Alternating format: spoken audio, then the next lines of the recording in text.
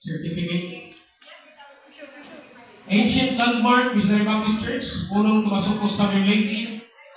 Certificate of Appreciation is given to Pastor Jenor Rosiana for sharing his God-given wisdom during our second church anniversary celebration with the theme, The Good and Faithful Servants of God, found in Matthew chapter 25, verse 14 to 23, held this 19th of May, 2024 at Ancient Landmark Baptist Church, Punong Tumasokos, Southern Leyte.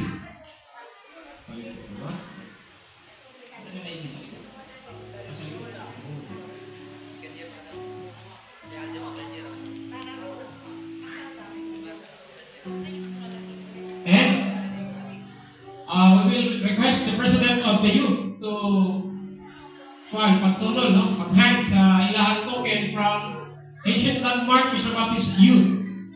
Sa ilahang token for our speaker, Pastor Jenor Rosiana. Okay? And sa lilis, ang lilis nga ilahang token, ihatag nila sa Siran, saan mo tulong ninyo? Represented by Sister Ann from the Ladies Department do sa church para sa itong speaker, Pastor Jenor Rosiana.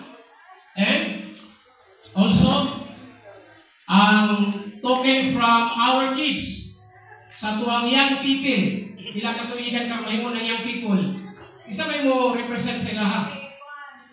Princess. Alin. Princess. Yeah, Donalyn. O, pili po si Sister Donalyn. Okay, Sister Princess, palihog, dala ng token ihatag mo ni Pastor Jenor. Nelji na lang, duha mo Nelji. Okay, alam mo si Sister Princess. Nelji. Dito na dong. Pastor Princess, okay na, Princess. Si Sister Karen. Okay. Pumili niya si Karen, Sister Donalyn na natin. Okay, manatikan from the kids, no? Thank you, Pastor Jenor. And from the men's department, ang mga men, ano na nga ito? Kung sa pag-ingon, alam mo, Pastor Jenor, kinilong na ito. Dito pwede mo gano'n sa aeroplano. So, among ipadala ni Sister Jubilin, ihanda mo kay Sister Jubilin and Brother Carlo ang among token. So, wala pag kung bago may bawan, hindi ko kami ito, hindi ko na may bawan. So, labing siguro dito kung iyong ka, ha? Okay, thank you so much, Pastor Jenor. Salamat. Salamat kayo sa imuhang pagtandog at pagtulong. Okay, a big hand. Thank you so much. Onya. Sige, may hapon, no? Unang-una salamat kayo sa inyong effort na share na mo kinig. When it comes sa iyong pagtawag sa buwan, salamat. So, for now, tinood lang, di pa ko maka-decide. So, walang 100% di ba? So, for now, 50-50 pa. Naghan ko ka nang i-consider dito. Tapos, syempre, akong asawa, balik na ulit to, ako pa siyang nag-picture ko ginagmay, ako ikuan siyaan, tapos i-finalize ang mayo. Well, actually, dugay-dugay na din niya among i-amprove din siya. Sa heart, pero ang paano baka pag nag-decision pa, nagkuhan pa rin, agad pa rin ka na, at tagal po rin ka ng more na time. Kasi kami, syempre, wala din pa rin ka yung lugar, totally wala. So, kung ganun mag-decide din in the future, syempre, dapat ka lang makakuha rin ba, balance na ginagawa ng tao. Pero akong asawa, praise the Lord, kay wala siyang problema, musuko talaga siya. Pero di lang na ng dali-dali ba. So dapat mahanay mo na mga plano na mo, may mga plano pa, tapos kung makuha na siya, ikugod sa Ginoo, mo chat lang mo na kami, or pastor, isra mo si pastor. Pero sa pagkakaroon yun, dili kami mamasahay. Ako sa mga pamilya, dili kami So tagayin mo yung ganang time pa.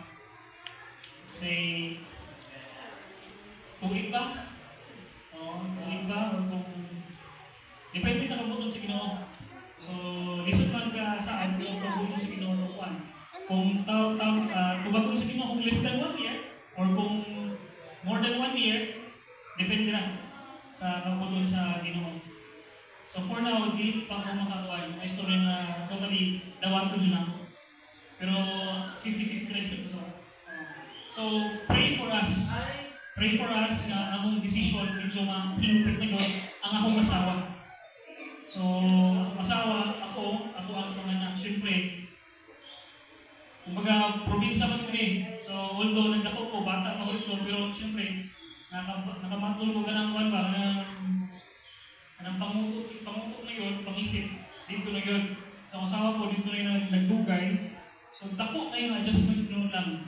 Dako nga adjustment, anong ikuan, gari ang lapitan. Pero, tanan ako sa lugar, maayo yun, maayo. Kaya kumpara niyo sa Manila, sa tinood lang, when it comes to surroundings, fresh air dire, tapos, wala akong kapalo kung ang mga tao dire, kung sa ka-open, dito sa Amua, medyo tigay yun. Daghan ng tao pero gahi ba? So, iampo lang ninyo, ampo lang, ma'am, sister, brother, ampo lang kayo sa kabuton sa Ginoo. Pag mabot ang panahon, mahitabo din siya. So, muna po sa. Thank you so much. Salamat! Kaya itong pagpagod sa Ginoo, thank you kayo.